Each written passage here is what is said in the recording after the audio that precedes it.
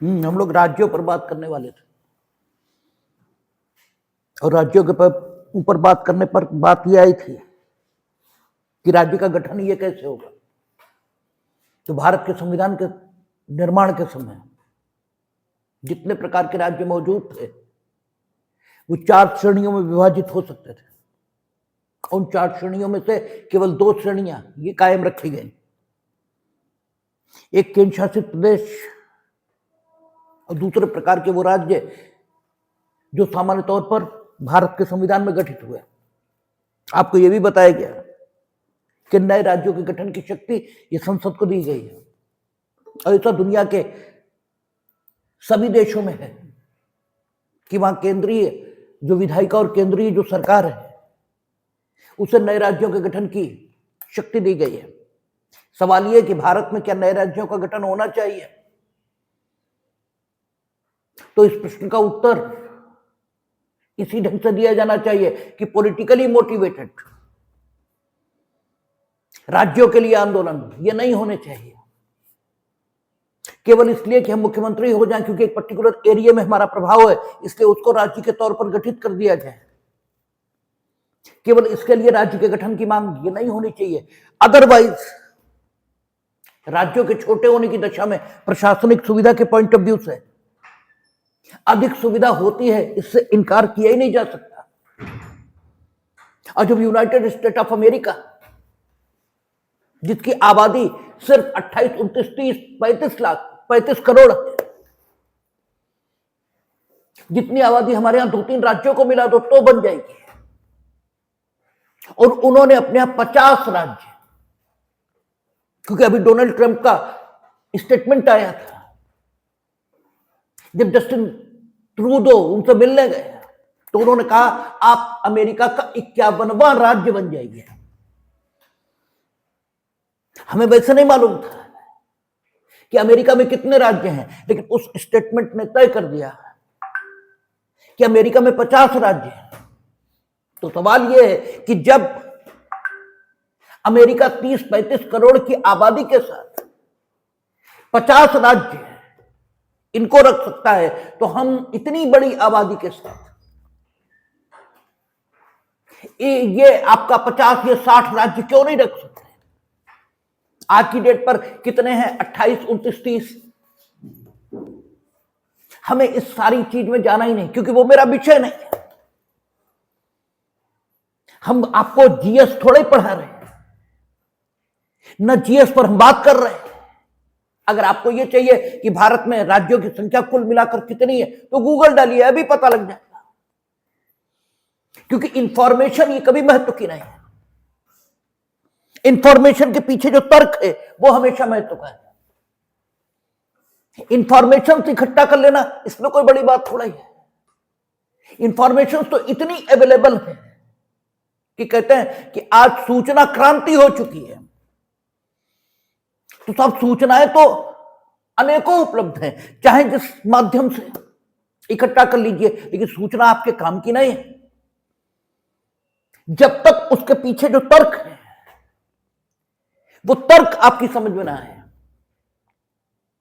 तो 50 राज्य अमेरिका में है और हमारे यहां 28-30 ऐसे ही होंगे। इतनी बड़ी आबादी के साथ हम इतने से राज्यों के साथ हैं, तो अगर नए राज्य गठित होते हैं तो इनमें कोई आपत्ति की बात नहीं। आपत्ति उस दिन होगी जिस दिन भारत का कोई राज्य क्षेत्र भारत के बाहर जाएगा। भारत के भीतर रहते हुए भारत का कोई राज्य क्षेत्र एक नए राज्य के रूप में मार्क कर दिया गया तो इसमें कोई आपत्ति की बात हो ही नहीं सकती। और आपसे कल भी चर्चा हुई थी कि संसद विधि बनाकर उन शर्तों पर, जिन शर्तों पर वो चाहें, नए राज्यों का गठन कर सकते हैं। लेकिन इसमें जो संविधान के आधारभूत स्तंभ हैं उनको ध्यान में रखना ही होगा। अदरवाइज राज्यों के गठन के लिए जो वो विधि बनेगी वो अनकॉन्स्टिट्यूशनल भी मानी जा सकती है, इनवैलिड भी मानी जा सकती है। यद्यपि वो विधि संविधान के सभी प्रावधानों के अनुसार बनाई जाए, ये आवश्यक नहीं होगा, क्योंकि उसे संविधान का संशोधन माना ही नहीं जाएगा। और उसके लिए लेजिस्लेटिव जो क्षमता है, जो विधायी क्षमता है, वो 245, 246, 247, 248 वहां से उसे प्राप्त नहीं होगी संसद को। वो अनुच्छेद 2 उसे देगा, और वहां उसे शक्ति दी गई है कि किन्हीं भी शर्तों पर, लेकिन किन्हीं भी शर्तों का अर्थ ये नहीं हो सकता कि आप बेसिक मर्यादा उसका उल्लंघन कर दें। किन्हीं भी शर्तों का अर्थ यही होता है कि जो बेसिक है उसको आप वायलेट कभी नहीं करेंगे। जैसे हम आपको जब समझाते हैं, बताते हैं कि एक निर्वचन का सिद्धांत है जिसके मुताबिक आपसे जो कुछ कहा गया उससे मिलते जुलते अर्थ आप ग्रहण कर सकते हैं, जिसे सजाती का नियम कहते हैं। उसके अंतर्गत क्या होता है कि अगर हमने आपसे ये कहा कि आप इतने पैसे लो, मार्केट जाओ,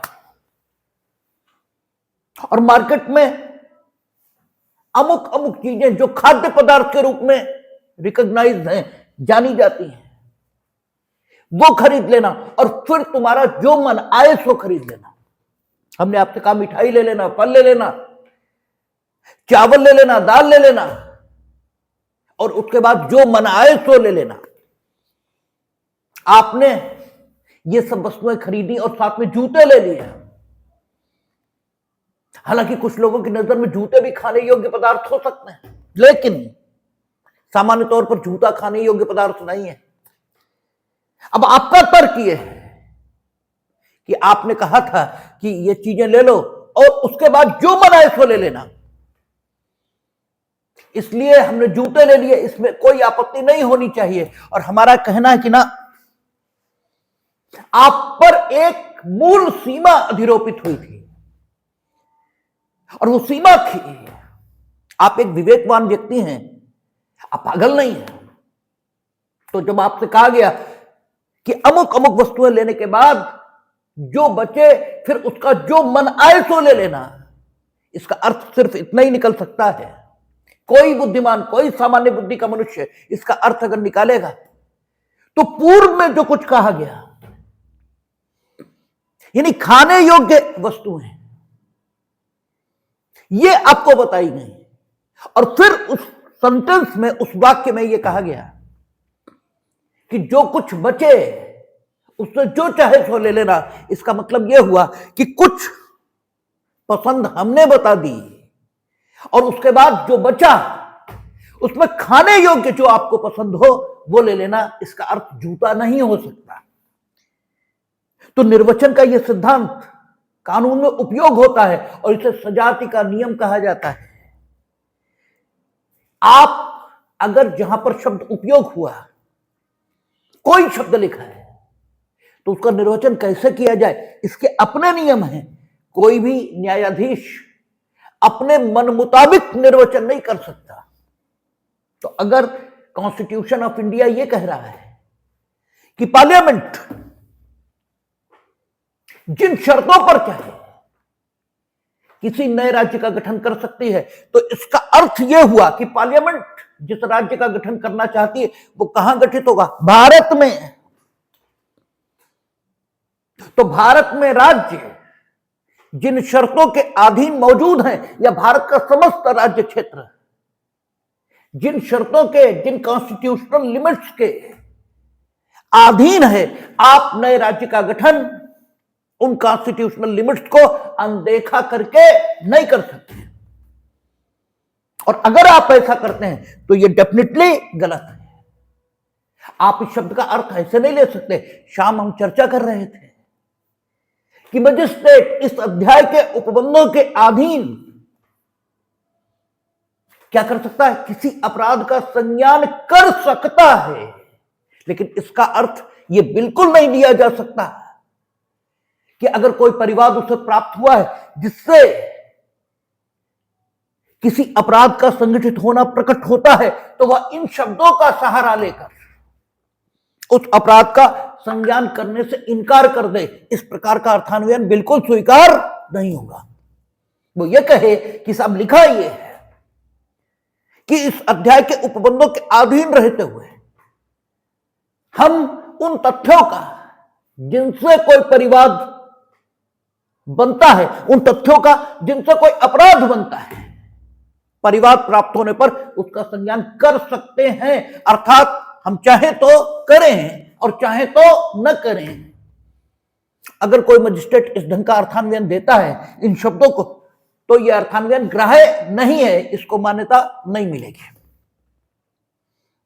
शब्द व्यक्ति की गरिमा, संस्था की गरिमा, अथॉरिटी की गरिमा, इसे देखते हुए भी उपयोग किए जाते हैं।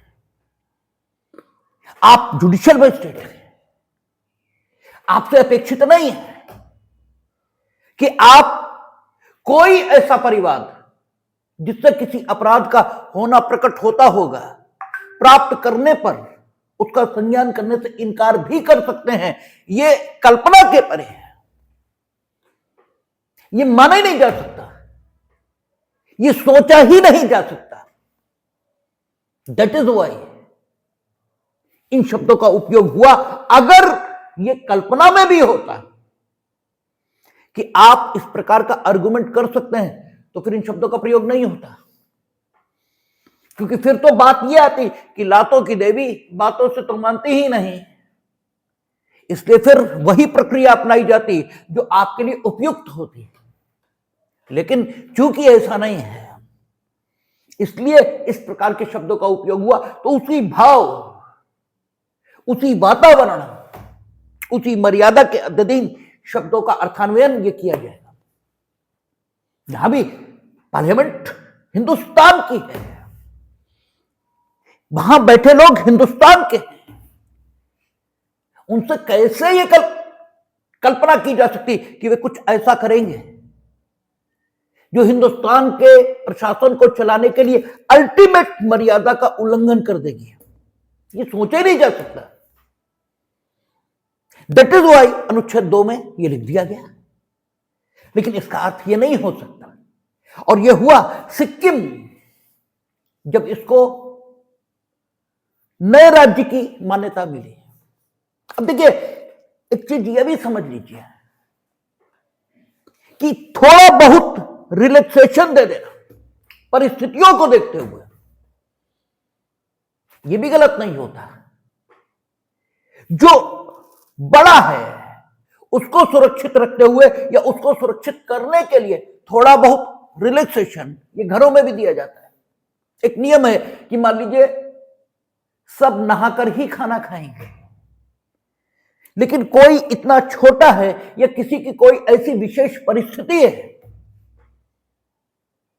हाथ टूट गया, उस पर प्लास्टर चढ़ा हुआ, नहाकर खाना खाने का नियम हो तो पानी अंदर जाएगा, नुकसान हो सकता है, ज्यादा नुकसान हो जाएगा, तब फिर यह भी रिलैक्सेशन हो सकता है। पर्टिकुलर ये है, बिना नहाए खाना खा सकता है, लेकिन बाकी सब नहाकर खाना खाएंगे। सामान्य नियम यही है। तो अगर थोड़ा रिलैक्सेशन मिलता है, कहीं थोड़ा कॉम्प्रोमाइज करना पड़ता है बड़े उद्देश्यों की प्राप्ति के लिए, तो वो कॉम्प्रोमाइज गलत नहीं होता। जब सिक्किम को हिंदुस्तान में मिलाया गया तो 371F एक नया आर्टिकल कॉन्स्टिट्यूशन में लाया गया और उससे यह व्यवस्था की गई कि सिक्किम की विधानसभा में एक रिलीजियस ग्रुप को रिप्रेजेंट करने के लिए पर्टिकुलर सीट्स ये निर्मित की जाएंगी और उन सीट से उस रिलीजियस ग्रुप के लोग ही कॉन्टेस्ट करेंगे। यानी सेकुलरिज्म का जो कॉन्सेप्ट है उससे कहीं ना कहीं कॉम्प्रोमाइज ये किया गया और इसको चैलेंज किया गया सुप्रीम कोर्ट में। एक पर्टिकुलर कम्युनिटी, उसकी जितनी जनसंख्या राज्य के भीतर, उससे अधिक सीटें, अभी हम लोग देखेंगे कि राज्यों की विधानसभा में कितनी सीटें होंगी, तो वो कहेंगे कॉन्स्टिट्यूंसीज में जनसंख्या का अनुपात समान रहना चाहिए। लेकिन इस प्रिंसिपल से भी कॉम्प्रोमाइज सिक्किम के मामले में किया गया और वहां एक कम्युनिटी जिसकी जनसंख्या कम थी उसको भी रिप्रेजेंट करने के लिए स्टेट लेजिस्लेचर में सीटें आरक्षित की गई और जनसंख्या के कंपैरिजन में वो सीटें ज्यादा थी। इसको भी चैलेंज किया गया कि दो कॉन्स्टिट्यूशनल जो प्रिंसिपल्स हैं, एक सेकुलरिज्म और दूसरा जो इक्वल रिप्रेजेंटेशन की बात है, इसको कहीं ना कहीं कॉम्प्रोमाइज किया गया, वायलेट किया गया है। तो सुप्रीम कोर्ट ने यह कहा कि उस जगह की विशेष स्थिति को देखते हुए, वो सीमावर्ती राज्य है, सिक्किम के बाद चीन शुरू हो जाएगा, भूटान शुरू हो जाएगा, बर्मा शुरू हो जाएगा। ज्योग्राफिकल कंडीशन हमने नहीं देखी है, लेकिन हां यह तय है कि सिक्किम के बाद दूसरे देशों की सीमाएं लगना शुरू हो जाएंगी। तो उस राज्य में शांति जरूरी है, उस राज्य में असंतोष नहीं चाहिए। अगर वहां असंतोष हुआ तो वहां जासूसी की गतिविधियां आदि आदि ऐसी चीजें चलेंगी जिससे देश को बड़ा नुकसान यह हो सकता है। इसलिए वहां अगर थोड़ा बहुत कॉम्प्रोमाइज भी किया गया है उस स्टेट की बेसिक नीड्स को देखते हुए और उनका हिस्टोरिकली, कल्चरली, सांस्कृतिक तौर पर, ऐतिहासिक तौर पर क्या हुआ है कि सिक्किम में उन कम्युनिटीज को शासन और सत्ता में रिप्रेजेंटेशन हमेशा से मिलता आया है। यही प्रश्न उठेगा जब हम लोग बात करेंगे फंडामेंटल राइट्स पर। वहां आएगा कि कोई भी वृत्ति, कोई भी उपजीविका, कोई भी पेशा, कोई भी व्यापार आपको अपनाने की स्वतंत्रता है। तो सवाल उठेगा व्यापार क्या है, वृत्ति क्या है, पेशा क्या है, उपजीविका क्या है, क्योंकि हर शब्द का अपना ही एक अर्थ है। कोई भी काम जिससे आप जीविका कमाते हो वो पेशा और व्यापार की मान्यताओं में, पेशा या व्यापार की श्रेणी में नहीं आ सकता। आप कहो चोरी से पैसा कमाते हैं तो चोरी साहब हमारा व्यापार है, इसे करने का हमारा फंडामेंटल राइट है। नो, हिस्टोरिकली देखा जाएगा, सांस्कृतिक तौर पर देखा जाएगा। हमने आपसे जब जूरिस्प्रूडेंस पढ़ाया था तो बात की थी कि संस्कृति क्या होती है। संस्कृति उन जीवन मूल्यों का प्रवाह है जो जीवन मूल्य समय के साथ अच्छे साबित हुए हैं। जीवन मूल्य अर्थात जीने की पद्धति, लोगों ने जीने का एक विशेष ढंग यह विकसित किया और समय के साथ उन्होंने पाया कि जीवन जीने का यह विशेष ढंग बहुत बेहतर है, तो वो उनकी जीवन पद्धति बनी। और उस जीवन पद्धति को जिन बातों के आधार पर सुनिश्चित किया जाता है वे बातें जीवन मूल्य कहलाए और उनको सुरक्षा देने का काम उस देश की या उस स्थान की परंपरा ने किया और वो उनकी संस्कृति कहलाती है। तो सांस्कृतिक तौर पर, ऐतिहासिक तौर पर जब हम देखते हैं तो चोरी ये कभी भी व्यवसाय के या वृत्ति की श्रेणी में रही ही नहीं। जब से आदमियत का इतिहास मिलता है तब से चोरी इसे कभी पेशा और व्यापार नहीं माना गया। और यह बात उठेगी किस संदर्भ में? शराब के व्यापार के संदर्भ में। यह बात शराब के व्यापार के संदर्भ में उठेगी क्योंकि शराब के व्यापार पर राज्य प्रतिबंध ढंग से लगाता है। 9 बजे के बाद नहीं बिकेगी, सुबह 12 बजे से पहले नहीं बिकेगी, होली पे नहीं बिकेगी, दिवाली पे नहीं बिकेगी, जबकि अन्य दुकानों के बारे में यह नहीं कहा जाता। और शराब वही बेचेगा जिसे लाइसेंस मिलेगा। अन्य व्यापार कोई भी करे। तो यह कहा गया कि हमें पेशा व्यापार करने की स्वतंत्रता है, फंडामेंटल राइट है और इस पर कोई प्रतिबंध तब तक नहीं लगाया जा सकता जब तक कि वो युक्ति संगत न हो, और वो भी संसद के द्वारा बनाई गई विधि के द्वारा ही प्रतिबंध लग सकता है। तो कोर्ट ने उत्तर यही दिया कि ना, शराब का व्यापार कभी व्यापार नहीं माना गया। ये ठीक है कि पूरी दुनिया में ऐसी कोई सभ्यता नहीं है जिसमें शराब का उपयोग न हुआ हो। आप पढ़ो तो आएगा हड़प्पा मोहनजोदड़ो में शराब पीने के बर्तन मिले हैं। दुनिया की ऐसी कोई सिविलाइजेशन नहीं है जहां शराब का प्रचलन ये न रहा हो, लेकिन शराब की बिक्री ये कभी भी राज्य के द्वारा दी गई रियायत इसके सिवाय व्यापार के तौर पर कभी नहीं हुई। व्यापार के तौर पर किसी भी काल में इसको करने की अनुमति ये नहीं मिली है। तो हिस्टोरिकली चीजों को डिसाइड किया जाता है। तो उन्होंने कहा सिक्किम में जो विशेष रियायतें दी गई हैं ये सांस्कृतिक और वहां की जो ऐतिहासिक विरासत है, पृष्ठभूमि है, उसको ध्यान में रखते हुए ये कंसेशंस, ये नहीं कहा जा सकता कि संविधान के आधारभूत सिद्धांतों से कोई समझौता है। तो संसद को नए राज्यों के गठन की पूरी अधिकारिता है और इस अधिकार के प्रयोग में तो दुनिया के अन्य देशों की तुलना में अधिक शक्ति संपन्न है। उसे अन्य देशों के, ठीक है, भांति संबंधित राज्यों की अनुमति ये नहीं लेनी, संबंधित राज्यों के विचार सिर्फ इतने ही जानने हैं, और वो भी एक निश्चित अवधि में, और निश्चित अवधि के बाद अगर वो विचार व्यक्त करते हैं तो उससे संसद रुकेगी नहीं, वो जब चाहे तब नए राज्य का गठन कर सकती है। अब नए राज्य का गठन करती है, तब आप देखेंगे कि राज्यों की व्यवस्था चलाने के लिए संविधान में जो उपबंध है वो ठीक वैसे ही है जैसे केंद्र की व्यवस्था को चलाने के लिए संविधान में व्यवस्था बनाई गई है। क्यों है वैसे? एक चीज अगर अच्छी है तो जहां उसकी जरूरत हो वहां अपना लेने में दिक्कत क्या है?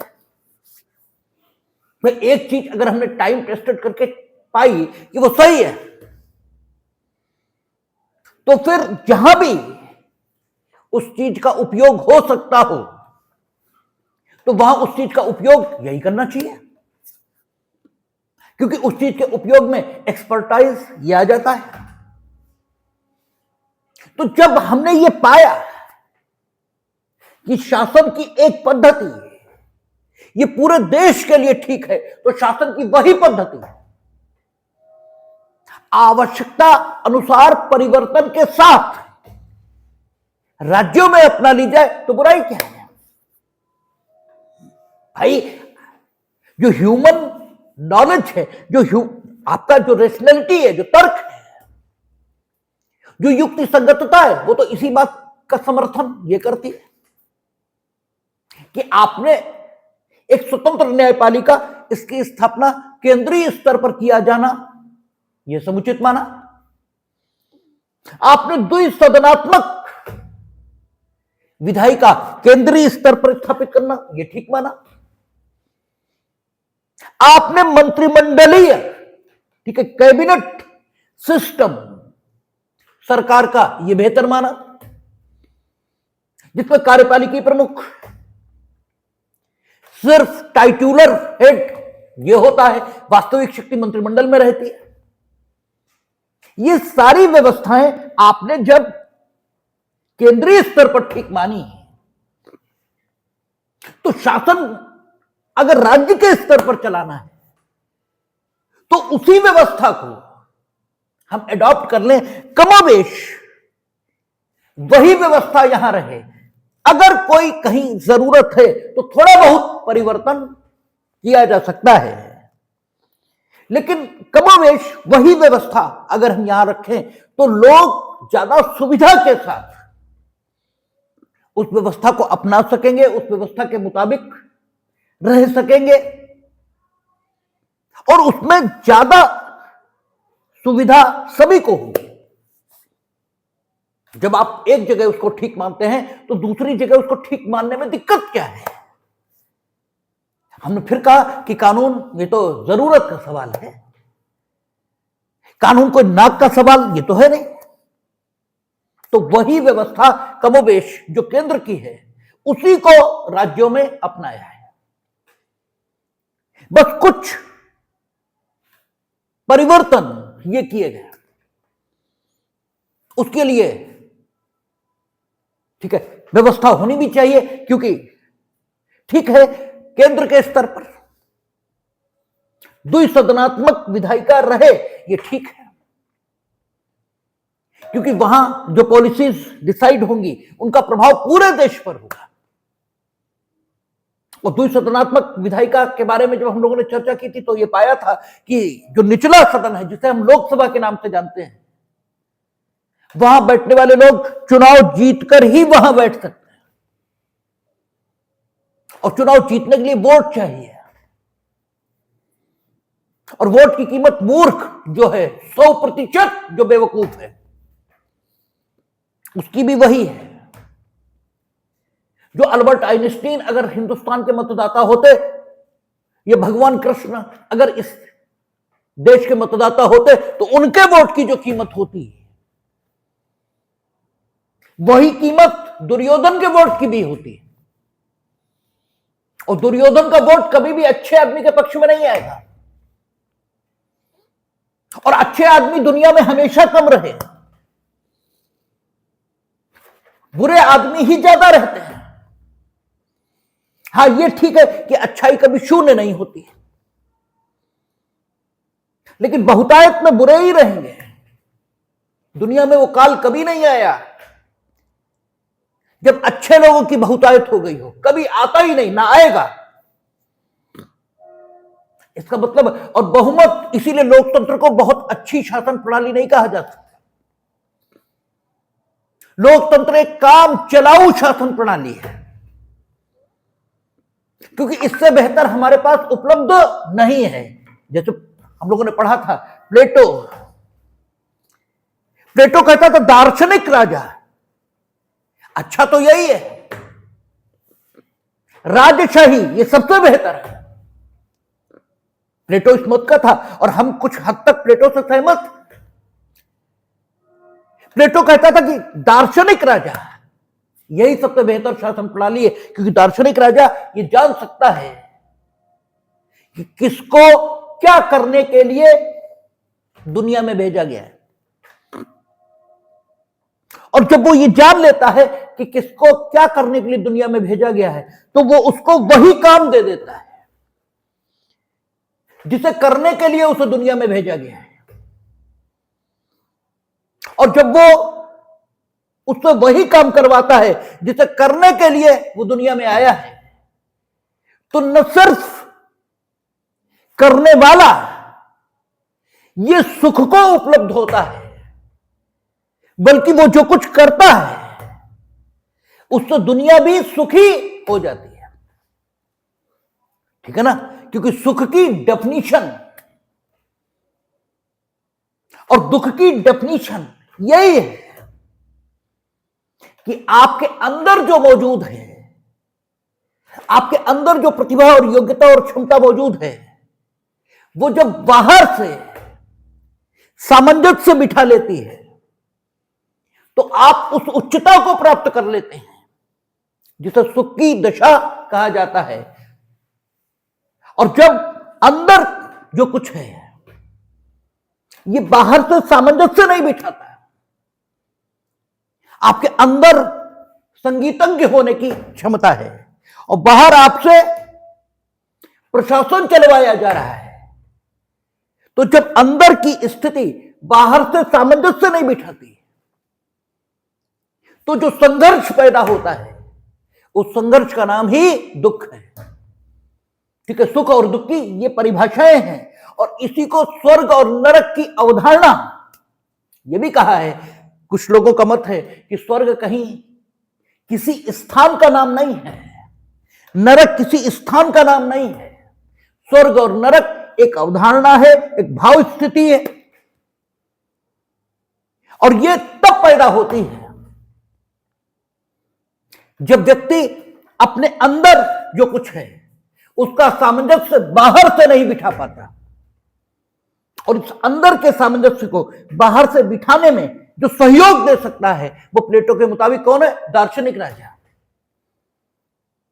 प्लेटो कहता है दार्शनिक राजा होगा तो वो ये पहचान लेगा कि कौन ईश्वर के, ठीक है, घर से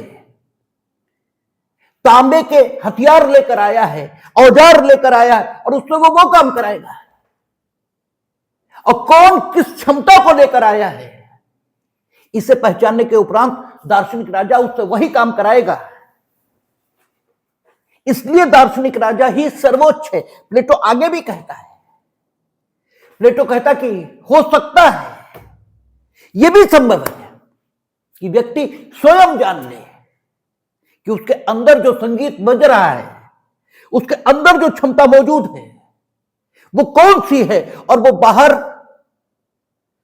जो परिस्थिति है उससे अपने अंतस की जो उसकी क्षमता है उससे सामंजस्य बिठाते हुए काम करना शुरू कर दे। लेकिन इसकी संभावना इसलिए कम हो जाती है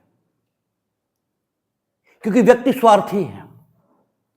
वो कहता है कि उसका स्वार्थ अव्वल तो उसे अपने अंदर की क्षमता को पहचानने ही नहीं देगा, उसे जिसमें ज्यादा लाभ दिखाई देगा वो काम करेगा, भले ही उस काम को करने की क्षमता उसके भीतर हो या न हो। और अगर अव्वल तो वो पहचानेगा नहीं अपने स्वार्थ के कारण कि उसके अंदर कौन सी क्षमता मौजूद है, और अगर पहचान भी ले तो उसके मुताबिक काम करेगा ही नहीं। राजा, उसके पास राजदंड होगा तो वो उससे वो करा लेगा जो उसे करना चाहिए, और जब कोई भी वो करेगा जो उसे करना चाहिए तो डेफिनेटली वो खुद तो स्वर्ग के आनंद को उपलब्ध होगा ही, उसके किए से दुनिया में भी स्वर्गिक अनुभूति ये दुनिया वालों को होगी। इसलिए प्लेटो राजशाही के पक्ष में है, वो लोकशाही के पक्ष में नहीं है, क्योंकि लोकतंत्र कोई बहुत अच्छी अवधारणा नहीं है, क्योंकि यहां मूर्ख हमेशा बहुतायत में होंगे और जिनका चुनाव करेंगे, ठीक है, वो अच्छे लोग होंगे, इसकी संभावना कम है। और वे अगर अच्छे होंगे भी खुद में तो भी उन्हें मूर्खों की आकांक्षाओं को संतुष्ट करना ही होगा। उन पर मूर्खों की आकांक्षाओं को संतुष्ट करने का दबाव हमेशा काम करेगा, और वे एक ठीक निर्णय ले पाएंगे बिना दबाव की, इसकी संभावना कम है। इसीलिए केंद्रीय स्तर पर द्विसदनात्मक शासन व्यवस्था स्थापित हुई थी, लोकसभा और राज्यसभा। ये कहा गया था कि चूंकि लोकसभा पर प्रेशर हो सकता है, किस बात का, कि वो अमुक किस्म का लेजिस्लेशन पास करें जो मूर्खों को पसंद आए, और सत्ता कोई नहीं गंवाना चाहता है। हमने बार बार कहा कि आप लेखपाल की नौकरी नहीं छोड़ना चाहते, वो प्रधानमंत्री की कुर्सी छोड़ दें, ठीक है, जब आप ही तो बनेंगे प्रधानमंत्री, या प्रधानमंत्री ऊपर से टपकेगा। हालांकि प्लेटो ने भी लास्ट में यही माना था कि चूंकि दार्शनिक राजा ये हर काल में मिलता नहीं, हर काल में ये प्राप्त नहीं होता, राम हर युग में नहीं आएंगे, कृष्ण हर युग में पैदा नहीं होंगे, इसलिए अंततः विधि राज्य यही सबसे ठीक है। लेकिन ये मजबूरी है, ये चुनाव नहीं है। विवशता और मजबूरी अलग बात है, और चुनाव अपनी स्वेच्छा से ये बिल्कुल डिफर बात है। अगर चुनना पड़े तो दार्शनिक राजा, इसे चुना जाना चाहिए, लेकिन वो चुनाव वास्तविक नहीं है, वो घटित नहीं हो सकता, इसलिए मजबूरी है कि हम क्या करेंगे, हम विधि राज्य को चुनेंगे, क्योंकि विधि का राज्य व्यक्ति के राज्य से बेहतर है, ठीक है ना। व्यक्ति का राज्य हो इससे बढ़िया है विधि राज्य हो। तो प्लेटो ने इस ढंग की बात कही है, और इसीलिए इसी बात को ध्यान में रखकर क्या हुआ है, केंद्रीय स्तर पर न सिर्फ राज्यसभा इसका गठन हुआ क्योंकि वहां बैठे लोग जनता से सीधे चुनकर नहीं आएंगे, उनका सीधे जनता से मतलब नहीं होगा। वे ऐसे लोग होंगे जिन्हें दूसरे लोग चुनेंगे, और दूसरे लोग चुनेंगे कौन, वे जो राज्यों की विधानसभाओं के सदस्य होंगे तो सीदंड होंगे। ऐसा माना जाता है कि देश की आवश्यकता से परिचित होंगे और वो ठीक आदमी को ही चुन देंगे, तो कम से कम राज्यसभा में डिटेल्ड आर्गुमेंट तो हो पाएगा। और इसीलिए व्यवस्था क्या बनाएगी, कानून तभी बनेगा जब लोकसभा और राज्यसभा दोनों सहमत हो। जब तक दोनों सहमत नहीं है तब तक कानून नहीं बनेगा। हमने आपसे चर्चा की थी कि राष्ट्रपति जैसा इंस्टीट्यूशन क्यों, क्या नौकरी देनी है इसलिए, जैसे बेवकूफों की तरह बात होती है ना। बोले फलानी सरकार ने इतने स्कूल बंद करने का फैसला कर लिया और जबकि इतने लोग बेरोजगार हो जाएंगे तो क्या स्कूल लोगों को रोजगार देने के लिए खोले गए है? वो भी है, एक उद्देश्य है वो, लेकिन प्राइमरी उद्देश्य क्या है, शिक्षा देना। अगर गुणवत्ता युक्त शिक्षा तुम नहीं दे पा रहे हो तो सिर्फ इसलिए कि तुम नौकरी पालो, इसलिए स्कूल खुलने चाहिए, इसके लिए कॉलेज खुलने चाहिए, ठीक है, तुम कुछ भी ना करो। ये जो नौकरी की मनोवृत्ति है, ये जो नौकरी की मानसिकता है, इसने इतना नुकसान किया है जिसका कोई हिसाब नहीं। सिर्फ नौकरी ही कर रहे हैं, सिर्फ नौकरी ही बचा रहे हैं, सिर्फ नौकरी ही पा रहे हैं, सब कुछ नौकरी हो गया। जीवन का लक्ष्य सिर्फ नौकरी। पहले जीवन का लक्ष्य ईश्वर की प्राप्ति थी, अब जीवन का लक्ष्य नौकरी है, बस, इसके अलावा कुछ नहीं। जब आपके जीवन का लक्ष्य नौकर हो जाना है तो फिर आपसे क्या ही उम्मीद की जाए, आप क्या परफॉर्म करोगे? आप तो नौकर बनने पर तुले हुए हो। तो राष्ट्रपति इसलिए नहीं कि एक आदमी बढ़िया जीवन जी सके, बढ़िया राष्ट्रपति भवन में रह सके, इसलिए नहीं। राष्ट्रपति का इंस्टीट्यूशन इसलिए बनाया कि मंत्रिमंडल सर्वशक्ति संपन्न है, लेकिन गलती हो सकती है, और अगर गलती हो तो कोई तो हो जो समस्त राजनीतिक महत्वाकांक्षाओं और सबसे ऊपर रहकर ये बता सके कि देखो भाई गलत हो रहा है, थोड़ा विचार कर लो। जैसे आपके यहां बड़े बूढ़ों की भूमिका होती है घरों में, ऐसी भूमिका में राष्ट्रपति को देखा गया है कि बड़े बूढ़े करते कुछ नहीं, करते तो सब आप ही हो, लेकिन वो कहते हैं कि भाई एक बार देख लो, नुकसान इससे हो सकता है, एक बार विचार कर लो। उनके पास अनुभव है जीवन का, तो उसका उपयोग किया जाता है। इस प्रकार की व्यवस्था हमने केंद्रीय स्तर पर स्थापित की है, तो वही व्यवस्था राज्य में क्यों ना स्थापित की जाए? तो केंद्र जब नए राज्य का गठन करेगा तो हाई कोर्ट जो राज्य की न्यायपालिका है, और साथ में लोअर जुडिशरी, ये राज्य की न्यायपालिका का ही अंग है, क्योंकि कहा ना कि राज्य का गठन ही इसीलिए होता है ताकि देश के प्रत्येक हिस्से में प्रशासनिक पकड़ और प्रशासनिक जो, ठीक है, आपका कहें कि एक प्रशासनिक व्यवस्था, इसको ठीक ढंग से चलाया जा सके, इसी के लिए राज्य का गठन होता है। और प्रशासनिक व्यवस्था या व्यवस्था, इसके चलने में न्यायपालिका की अपनी भूमिका है। दो लोग लड़ेंगे, कौन फैसला करेगा कि कौन ठीक है और कौन गलत? आदमी के अधिकार क्या है, इसका फैसला तो बहुत सीजन्ड आदमी को करना चाहिए।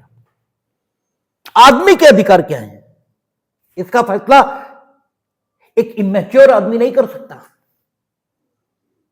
और आदमी के अधिकार जो भी हैं वो किस सीमा तक आदमी के अधिकार माने जाएं और कब उनका, ठीक है, आपका समाज के अधिकारों से संघर्ष शुरू हो गया और उस संघर्ष को टालने के लिए आदमी के अधिकारों पर कहां पर रोक लगा दी जाए, इस सब की चिंता, ये बहुत गंभीर विषय है। और इनको करने का हक बेवकूफों को नहीं दिया जा सकता। इसीलिए वो विषय उच्च न्यायालय और उच्चतम न्यायालय के ही पास है।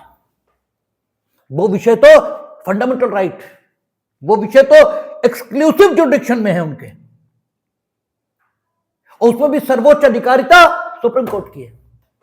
लेकिन ये विषय बहुत छोटे हैं कि साहब इन्हें मारा तो क्यों मारा हो, किसने मारा हो, कैसे मारा, और फिर क्या सजा मिलनी चाहिए, और इनने इनकी संपत्ति कब्जा कर ली। ये विषय बहुत छोटे हैं। तो इन विषयों को राज्य की न्यायपालिका को ही देना चाहिए। लेकिन इन विषयों में भी ऐसे विषय छुपे हो सकते हैं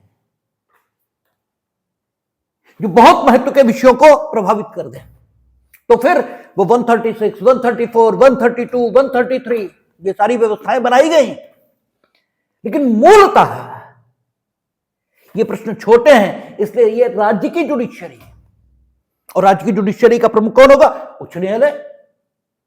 विधायिका हम वैसे ही बनाएंगे। लेकिन क्योंकि एक राज्य की बात है, और राज्य की बात अंततः राज्य की सुरक्षा, राज्य की व्यवस्था ये केंद्र के जिम्मे है। इसलिए अगर जरूरत समझें कहीं तो राज्य की विधायिका द्विसदनात्मक भी कर लें, ठीक है ना। लेकिन अगर जरूरत ना हो तो एक सदन से ही काम चलाएं, क्योंकि अंततः तो वही तय करेंगे ना। अंततः तो सबकी सुरक्षा आदि अनुच्छेद 355 के मुताबिक उन्हीं का जिम्मा है। तो यहां द्विसदनात्मक शासन व्यवस्था ही हो, ये ठीक नहीं है। और टाइट्यूलर हेड यहां भी रखा है, क्योंकि मंत्रिमंडल शक्ति संपन्न रहेगा। ठीक है, कार्यपालिका यानी सरकार जो हम गठित करेंगे वो कैबिनेट सिस्टम उसी को आधार बनाकर गठित करेंगे, क्योंकि वो सिस्टम हम केंद्र में चला रहे हैं, उससे हम अकस्टम्ड हैं प्राचीन समय से, क्योंकि इंग्लैंड के हम शासन में रहे और वहां कैबिनेट सिस्टम ही है। तो हमने उस सिस्टम को ज्यादा सुविधापूर्वक अडॉप्ट कर लिया, क्योंकि लगातार हम वैसे ही रहे और कैबिनेट सिस्टम में हम कंफर्ट जोन में हैं। ठीक है, एक काम आप करते रहते हैं, दूसरा भी कर सकते हैं, क्षमता है आप में। लेकिन जिसको करते आ रहे, अगर उसमें कोई ऐसी खामी नहीं है तो फिर नए पर क्यों जाया जाए। ठीक है, तो कैबिनेट सिस्टम हमने इसी ढंग से अपना लिया, तो उसी सिस्टम को राज्य में अपना लेते हैं। तो एक टाइट्यूलर हेड गवर्नर के तौर पर यहां भी रहेगा, ठीक है ना। और उसकी भी भूमिका बिल्कुल वैसी रहेगी जैसी राष्ट्रपति की है। वो भी क्या कर पाएगा, अगर कहीं गलती है तो पुनर्विचार आदि सारा कुछ कर सकेगा वो। और ये व्यक्ति केंद्र के अभिकर्ता के रूप में भी राज्य में काम करेगा, क्योंकि अल्टीमेट रिस्पॉन्सिबिलिटी केंद्र की है। तो केंद्र को अवगत होना चाहिए राज्य की परिस्थिति से, तो वो समय समय पर अवगत भी कराएगा। तो चूंकि हम भारत के राज्य का गठन करने जा रहे हैं, तो कमोवेश उसी व्यवस्था को अपना लेंगे जो केंद्रीय स्तर पर है। ठीक है, तो हम लोग बात कर रहे हैं कि राज्यों में हम वही व्यवस्था जो केंद्रीय स्तर पर है उसी को अडॉप्ट कर लेंगे, और उसमें जो संशोधन जरूरी है वो कर लेंगे। तो सबसे पहले हम राज्य की विधायिका, ये कैसे बनेगी इसे देख लेते हैं। क्योंकि जब हम कार्यपालिका, यद्यपि ठीक है कि कॉन्स्टिट्यूशन में जो बेयर में प्रोविजन दिए हैं वो कार्यपालिकीय, ठीक है, जो कार्यपालिका से संबंधित उपबंध हैं वो पहले दिए गए, विधायिका से संबंधित उपबंध बाद में है। लेकिन चूंकि राज्यपाल ये विधायिका का भी अंग है और ये कार्यपालिकीय प्रमुख भी है, तो राज्यपाल की भूमिका, इसका समुचित मूल्यांकन हो सके इसके लिए पहले विधायिका पढ़ ली जाए, विधायिका पर बात कर लेते हैं, फिर कार्यपालिका और फिर राज्यपाल की भूमिका का एक समुचित मूल्यांकन कि राज्यपाल का इंस्टीट्यूशन क्या है, कैसे नियुक्त होता है, उसकी शक्तियां क्या हैं, उसके कर्तव्य क्या हैं, आदि आदि।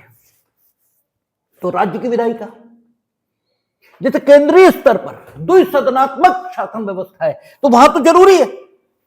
अच्छा, एक चीज और समझ लीजिए, जब शासन शब्द का प्रयोग होता है, जब गवर्नमेंट शब्द का प्रयोग होता है, तो फिर आपको संदर्भ पर ध्यान देना चाहिए। कभी इस गवर्नमेंट शब्द का प्रयोग सरकार, उसको डिनोट करने के लिए किया जाता है। कभी इस गवर्नमेंट शब्द का जो संकेत है वो सरकार की ओर होता है, और सरकार को कार्यपालिका ये भी कहते हैं। लेकिन जब उत्तर प्रदेश शासन इस ढंग से शब्द प्रयोग होता है, यह केंद्रीय शासन, सेंट्रल गवर्नमेंट इस ढंग से शब्द का प्रयोग होता है, तो इसका अर्थ शासन के तीनों अंगों से भी हो सकता है। आपको हमेशा संदर्भ पर ध्यान देना चाहिए कि किस संदर्भ में शब्द का प्रयोग हो रहा है। यहां जब हम राज्य के शासन की बात करेंगे तो न्यायपालिका, कार्यपालिका और विधायिका तीनों अंगों की सम्मिलित बात कर रहे हैं। और सामान्य तौर पर जब हाईकोर्ट स्वयं कहता है कि उत्तर प्रदेश शासन इस विषय पर क्या सोचता है, वो अपना एफिडेविट फाइल करे, तो उसका अभिप्राय सरकार से होता है, ठीक है ना, क्योंकि शासन के तीनों ही भाग हैं, विधान का निर्माण, विधान के अनुसार न्याय, और ठीक है, विधान के अनुसार जो न्याय किया गया है, न्याय है क्या, एक परिस्थिति, इसके अतिरिक्त न्याय कुछ नहीं है। तो उस परिस्थिति को सुनिश्चित करना जिसको न्याय माना गया है, यह काम सरकार के पास होता है। तो शासन इस शब्द का कभी तो अर्थ सरकार होता है, और शासन कभी इसका अर्थ राज्य के तीनों अंगों से भी होता है। यहां उत्तर प्रदेश शासन या राज्यों की शासन व्यवस्था, इसका अध्ययन हम कर रहे हैं, और राज्यों की शासन व्यवस्था का अध्ययन मीनिंग दरबाई राज्य की विधायिका का अध्ययन, राज्य की कार्यपालिका का अध्ययन और राज्य की न्यायपालिका का अध्ययन, ये देखा जाएगा। तो आपका सबसे पहले राज्य की विधायिका का अध्ययन, तो सबसे पहले आपका कौन सा आता, 168 कहता राज्यों के विधानमंडल का गठन। प्रत्येक राज्य के लिए एक विधानमंडल होगा जो राज्यपाल, ठीक है, और कुछ स्टेट उन्होंने मेंशन किया, कौन कौन से, आंध्र प्रदेश, बिहार, महाराष्ट्र, मध्य प्रदेश, कर्नाटक और उत्तर प्रदेश। ये 6 स्टेट आज की डेट में हैं। आज की डेट में ये 6 स्टेट हैं जहां द्विसदनात्मक शासन व्यवस्था है। पहले तमिलनाडु, पंजाब और पश्चिम बंगाल में भी थी, लेकिन तमिलनाडु, पंजाब और पश्चिम बंगाल इन्होंने अब एक सदनात्मक विधायिका को ही अपना लिया है। इन्होंने दूसरा सदन जो इनका था उसे समाप्त कर लिया है। तो वर्तमान में 6 स्टेट, आंध्र प्रदेश, बिहार और महाराष्ट्र, उधर मध्य प्रदेश, कर्नाटक और उत्तर प्रदेश। और आपसे अक्सर यह प्री में पूछा जाता है कि निम्न में से किन राज्यों ने अपने द्विसदनात्मक शासन व्यवस्था को, अपने द्विसदनात्मक विधायिका को एक सदन का कर लिया है। तो वो कौन से, तमिलनाडु, पंजाब और पश्चिम बंगाल। इनमें पहले द्विसदनात्मक विधायिका थी, किंतु आज की तिथि पर एक ही सदन है, और ये 6 स्टेट हैं, आंध्र प्रदेश, महाराष्ट्र, बिहार, मध्य प्रदेश, उत्तर प्रदेश और कर्नाटक। यहां द्विसदनात्मक विधायिका है। तो राज्यों के विधानमंडल, राज्यपाल ये तो रहेंगे ही, विधायिका के अंदर, जैसे वहां राष्ट्रपति, लोकसभा और राज्यसभा।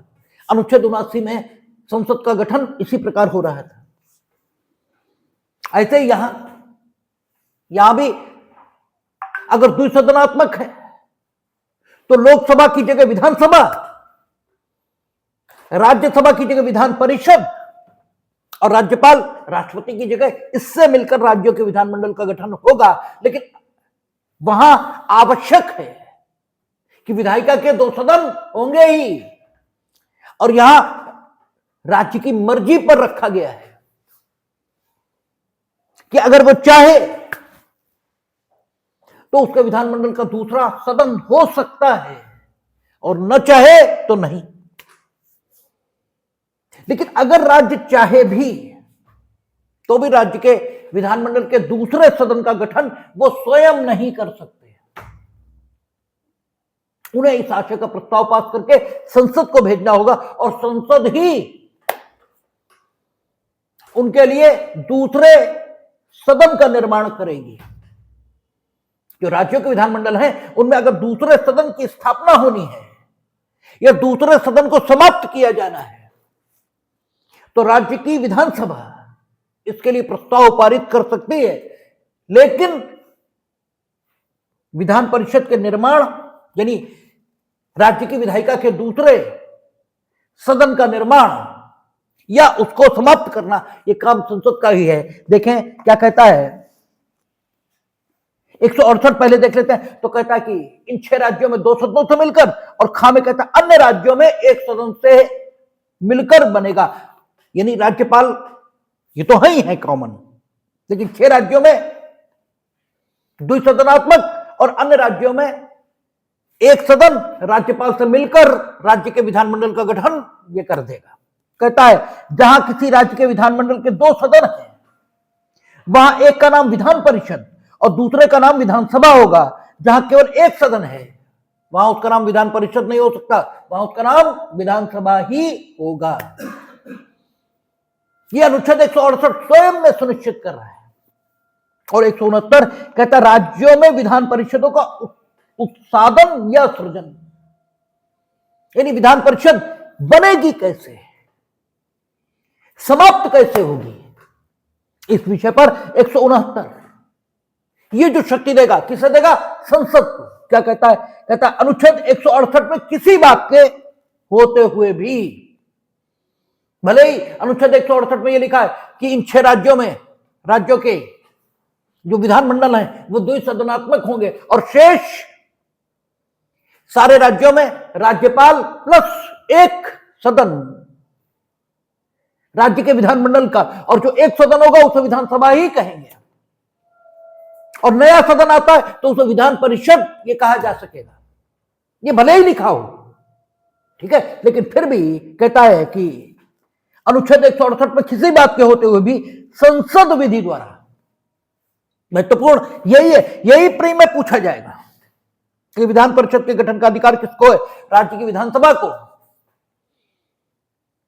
संसद को, या राज्य की विधानसभा और संसद दोनों को, या राज्य की विधानसभा के प्रस्ताव पर संसद को। इस प्रकार से बनते हैं सवाल, तो आपको एप्रोप्रिएट आंसर चुनना होता है। तो कहता है कि अनुच्छेद 168 में किसी बात के होते हुए भी संसद विधि द्वारा किसी विधान परिषद वाले राज्य में विधान परिषद के उत्सादन के लिए, या ऐसे राज्य में जिसमें विधान परिषद नहीं है, विधान परिषद के सदन के लिए उपबंध कर सकेगी।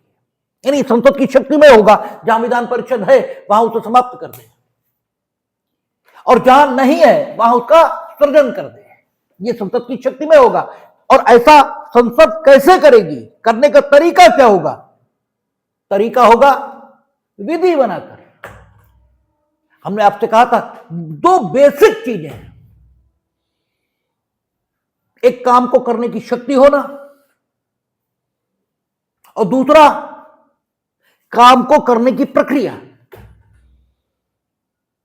क्योंकि प्रक्रिया नहीं है तो काम हो ही नहीं सकता। इसीलिए आपसे कहा गया था कि विधि का शासन ये एक स्थिति है।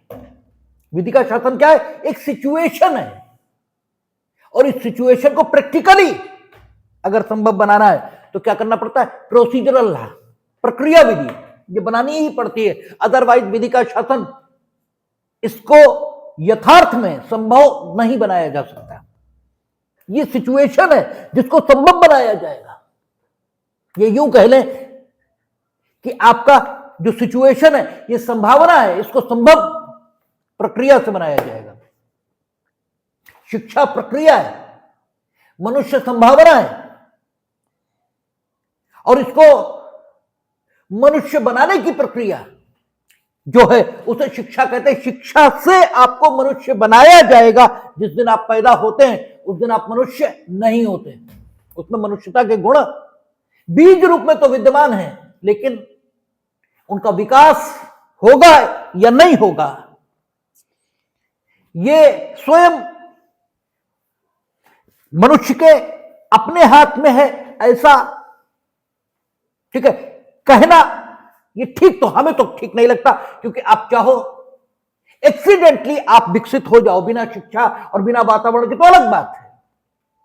लेकिन एक्सेप्शंस की चर्चा नहीं होती। सामान्यतः आपका विकास किया ही जाएगा। तो जिस दिन आप पैदा होते हैं उस दिन मनुष्य नहीं होते। हमने आपसे कई बार चर्चा की, जानवर पैदा होता है तो उस दिन वो जानवर होता है, 100% जानवर होता है। उसमें जानवर होने में, उसके जानवर होने में कोई कमी नहीं होती है। जितना जानवर वो पैदा होने के दिन पर होता है उतना ही जानवर मरने के दिन पर होता है। लेकिन आदमी जिस दिन पैदा होता है उस दिन वो जितना आदमी होता है उससे 1000 गुना वो उस दिन आदमी हो सकता है जिस दिन वो मरेगा। ये उसके हाथ में है। और इसको संभव बनाने की प्रक्रिया, इसी का नाम शिक्षा है। ठीक है, इसी का नाम तपश्चर्या है कि आप 1000 गुने आदमी हो सकते हैं मरने के दिन पर। और आप ये भी हो सकते हैं कि जितने आदमी, जितने से भी आदमी आप पैदा होने के दिन पर थे उससे 1000 गुना ज्यादा पशु होकर आप मरे।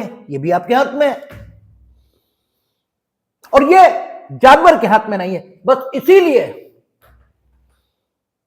तुम कुछ ज्यादा कृपा प्राप्त हो ईश्वर की ओर से, इतना ही कहा जा सकता है। तो संसद विधि बनाकर विधान परिषद का उत्साधन और सृजन कर सकती है, लेकिन कैसे? विधि बनाकर। प्रक्रिया विधि की है। यदि और विधि कब बना सकती है? यदि उस राज्य की विधानसभा ने इस आशय का संकल्प विधानसभा की कुल सदस्य संख्या के बहुमत द्वारा और उपस्थित और मत देने वाले सदस्यों के 2/3 बहुमत द्वारा पारित कर दिया है। यानी संसद अपनी शक्ति का इस्तेमाल केवल उस दशा में कर पाएगी जब राज्य की विधानसभा, क्योंकि अगर राज्य है तो विधानसभा तो होगी। विधान परिषद ना हो यह संभव है, लेकिन विधानसभा न हो यह असंभव है। क्योंकि राज्य है तो होगी।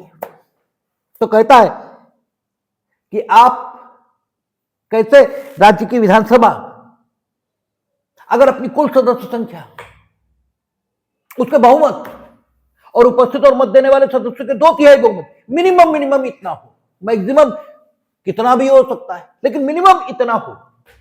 अगर ये प्रस्ताव पारित कर देती है कि राज्य के लिए विधान परिषद होनी चाहिए, तो संसद विधि बनाकर राज्य के लिए विधानसभा का सृजन कर सकती है। और इसी ढंग का प्रस्ताव अगर पारित कर दे तो जो विधान परिषद थी उसे समाप्त भी किया जा सकता है।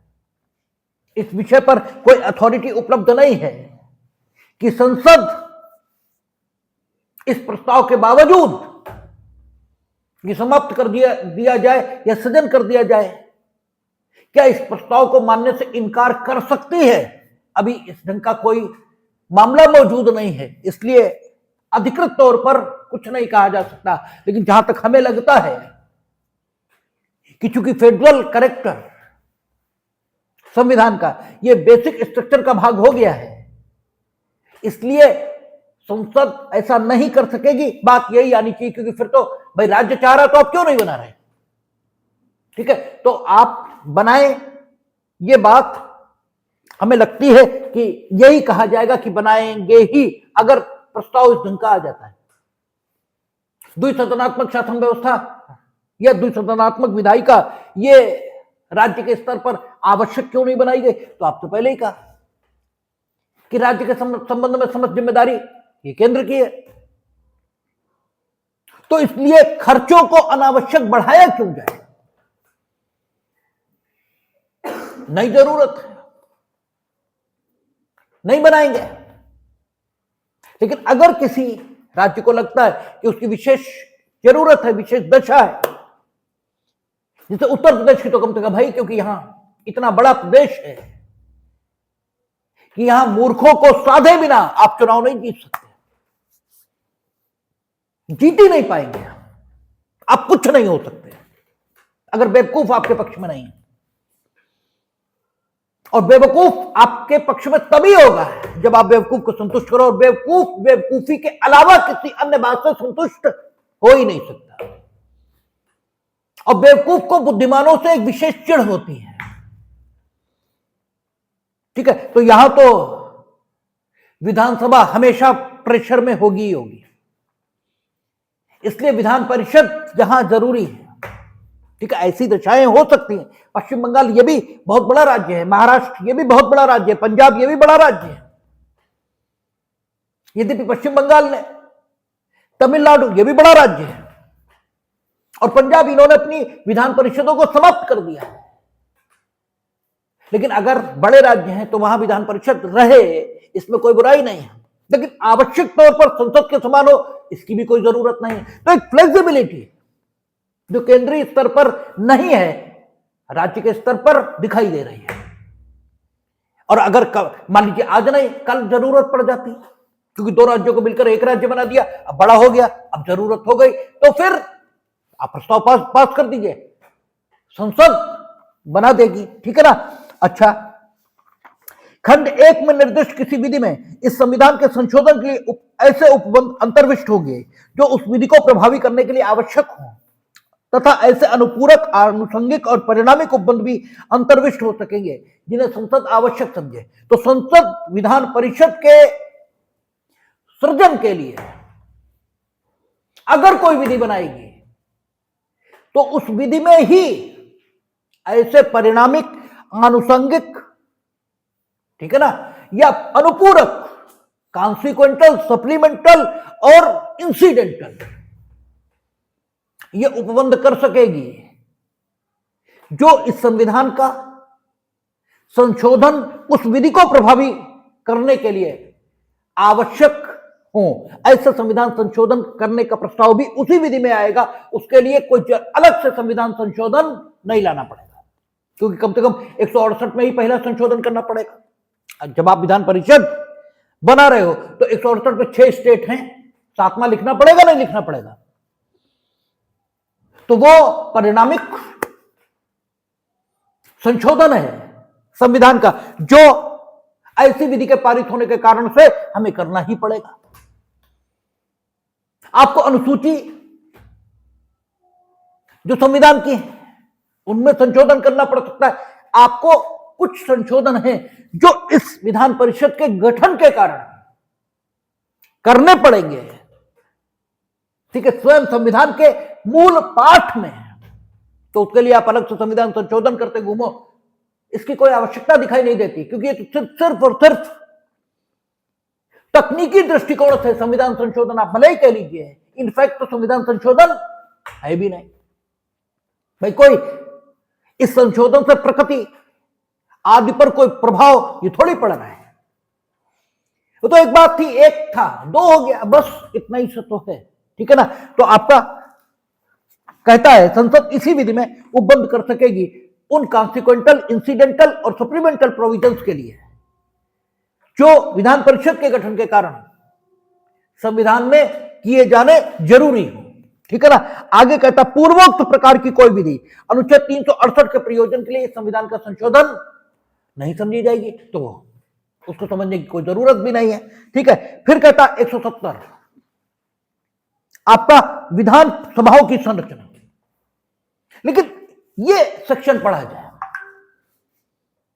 इससे पहले एक बात समझ लीजिए कि विधान परिषद इनका गठन संसद ने किया है कहां? 6 स्टेट्स में, और 3 में पहले किया था, अब समाप्त हो चुका है। एक बात और, आंध्र प्रदेश एक ऐसा अकेला राज्य है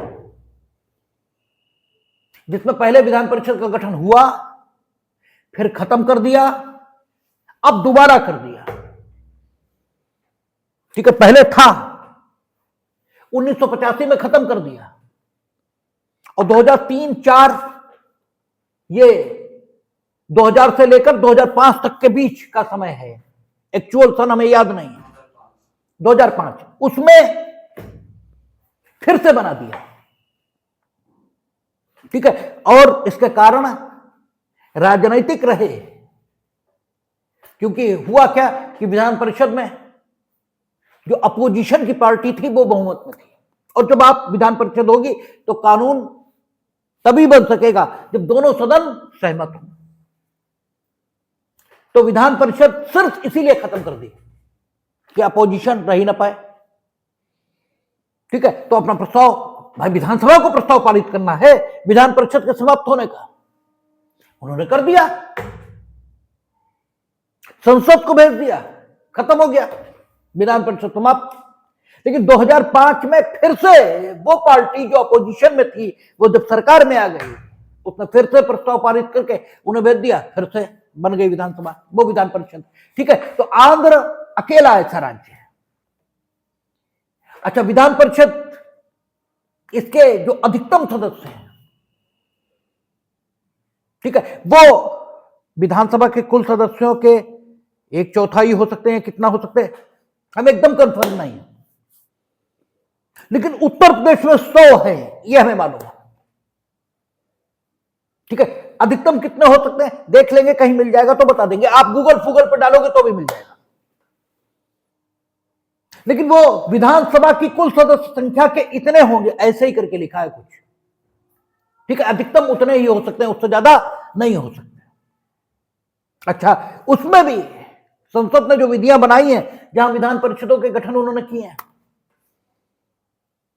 तो विधान परिषद की जो कुल सदस्य संख्या है उसका 1/3 है,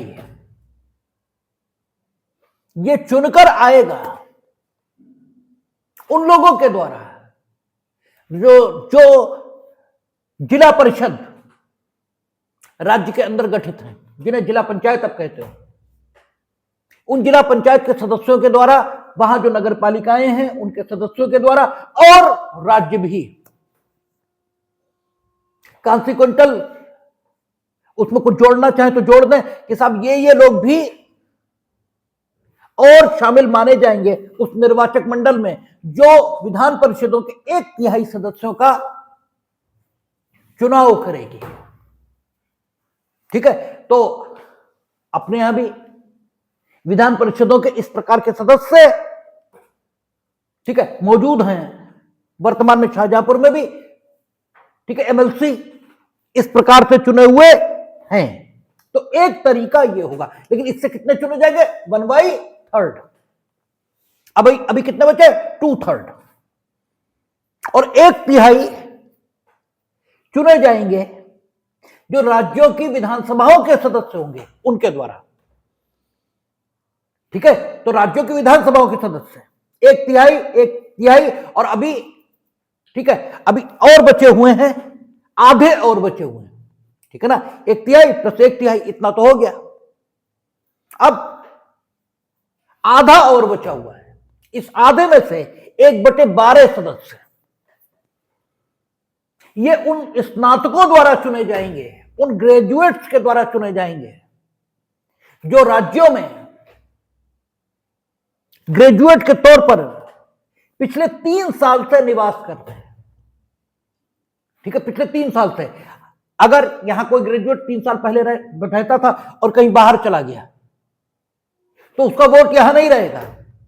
बाहर का कोई ग्रेजुएट यहां आ गया और 3 साल रह चुका है तो उसका वोट यहां होगा। इसीलिए आप देखेंगे कि जब ग्रेजुएट कॉन्स्टिट्यूंसी के एमएलसी के चुनाव होते हैं तो कचहरी में, स्कूलों में, सब जगह हर बार वोट बनवाए जाते हैं, क्योंकि वो 3 साल जो यहां ग्रेजुएट के तौर पर मौजूद रहा है चुनाव होने से ठीक पहले, वही उसका वोटर होगा।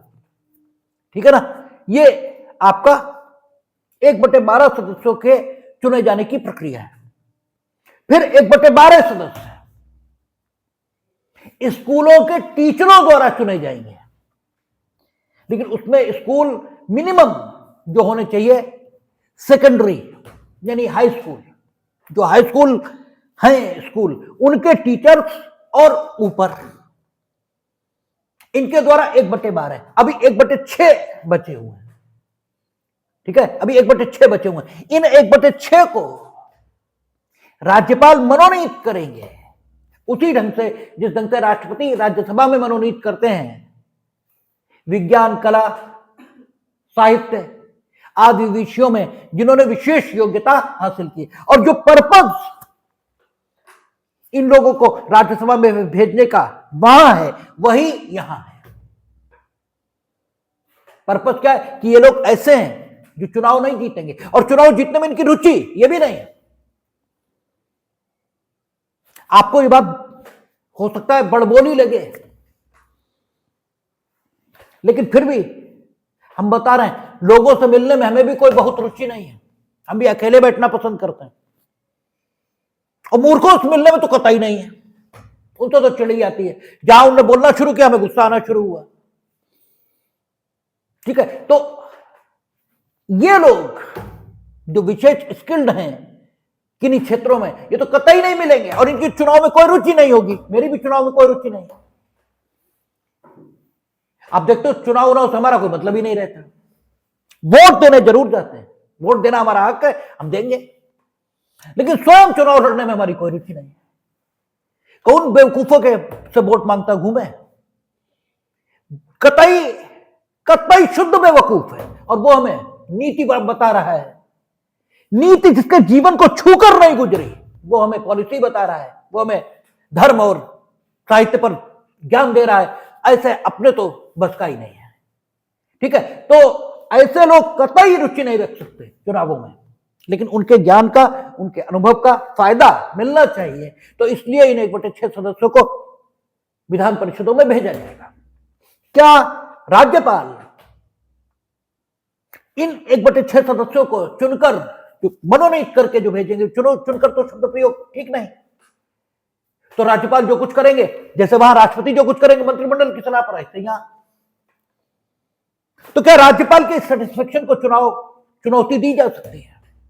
ये प्रश्न कई बार गए हैं, लेकिन इसका उत्तर एक ही आया है कि राज्यपाल के इस डिस्कशन को चैलेंज नहीं किया जा सकता। मंत्रिमंडल जिसको सलाह देगा, राज्यपाल उसको मनोनीत कर देंगे, और कहा यही जाएगा कि राज्यपाल ने मनोनीत किया है, और चूंकि 361 है, ठीक है, और हम लोग जब कार्यपालिका पढ़ेंगे तो मंत्रिमंडल ने क्या सलाह राज्यपाल को दी, ये राज्यपाल और मंत्रिमंडल के बीच का विषय है, उसे पूछा ही नहीं जा सकता। इसलिए इस डिस्कशन को चैलेंज नहीं किया जा सकता। शेष मुझे लगता है कि राज्य की पूरी विधायिका और कार्यपालिका एक दिन में निपट जाएगी। इसकी चर्चा हम लोग सोमवार को कर लेंगे, देख लेंगे।